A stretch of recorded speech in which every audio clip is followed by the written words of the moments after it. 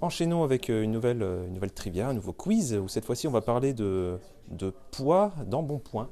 On va parler du poids d'iOS, du système. Et du coup, la question que je me pose, c'est est-ce que vous savez combien ça pèse iOS, un fichier d'installation d'iOS, combien ça pèse aujourd'hui? 6. 6 gigas, 12 gigas, ok, on a des chiffres, 3 gigas. 2,8. Bah, décompressé ou pas? Non, non, le fichier que tu télécharges, quand tu vas le chercher sur Internet, si tu as besoin de faire une restauration, quelque chose comme ça. Alors j'ai eu du 3, du 6, du 12, là, il y a du facteur 4 quand même.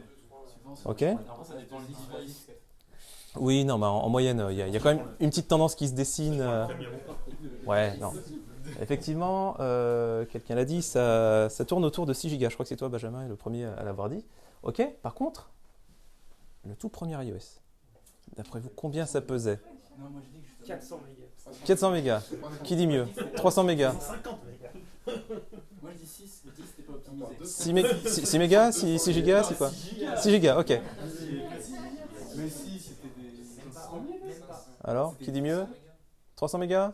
500 mégas? Ok, donc on est plutôt autour de 300, 500. Premier iOS, il pesait 91 mégaoctets. 91 mégaoctets. Donc là, il y a un facteur 72 entre iOS 1 et iOS 16. Voilà. Alors, qu'est-ce qui se passe? Effectivement, on peut observer un premier bond ici entre iOS 3 et... on ne voit pas ma souris. Entre iOS 3 et iOS 4, il y a la taille de l'OS qui double déjà. Est-ce que quelqu'un a une petite idée de ce qui a pu provoquer ça? Retina Display. Effectivement, c'est l'apparition de l'écran Retina et du At2X. Du coup, parce qu'il y avait encore c'était encore juste doublé à cette époque-là. Ensuite, d'iOS 7 à iOS 8, on est passé au 3X. Donc effectivement, ça a encore doublé. Puis après, ça a continué à grossir parce que Apple étant Apple, aucune raison. Par contre, ici, là, j'avoue que j'ai aucune explication sur ce qui fait qu'on a pris 2 gigas d'un coup. Je sais pas. Est-ce que c'est pas à partir de là que les premières versions d'iOS ont commencé à être très très très mauvaises et très buggées? Covid, ils n'ont pas eu le temps de. Peut-être. de petits codes. Peut-être. Donc si quelqu'un a une explication, je suis preneur. Alors, cela dit, tiens, c'est marrant, je ne peux pas scroller mes notes. Eh ben, écoutez, c'est pas grave, on va faire sans les notes. Il y a une petite coquille, un petit abus de langage qui s'est glissé sur ce tableau. Est-ce que quelqu'un saurait le repérer? Quoi? Qu'est-ce qu'il y a iOS? iPhoneOS au départ. Alors, effectivement, iOS, au début, ça ne s'appelait pas vraiment iOS. Toi, tu dis iPhone OS. Est-ce que quelqu'un a une autre idée? Catalyst? Non, Catalyst, ça c'est sur Mac. Ça, Oui, mais t'as iOS qui était. Ah, ça j'ai pas. Non, t'as pas un truc de portage qui est dans iOS qui permet justement de faire des choses Catalyst? Si, mais là, je ne parle pas du tout de... Ah, t'étais sur Catalyst, sur le poids. Non, on est passé à autre chose, là. Non, mais ouais.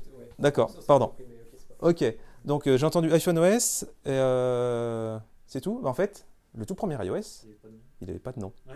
Il n'avait pas de nom. Quand Steve Jobs l'a présenté, il a dit, bah voilà, l'iPhone, il tourne sous OS 10. C'est tout ce qu'il a dit. Donc, qu'est-ce que ça veut dire? Ça peut tout et rien dire. C'était une version allégée d'OS 10 pour les processeurs ARM. Et il a fallu attendre, en fait, le 6 mars 2008, lorsque Steve Jobs a présenté le SDK iPhone, donc juste avant la sortie de iOS 2, pour dire, bah voilà, finalement, notre système, il s'appelle iPhone OS. Donc, tu avais raison, il y a bien eu un iPhone OS, pas tout de suite, mais il est arrivé.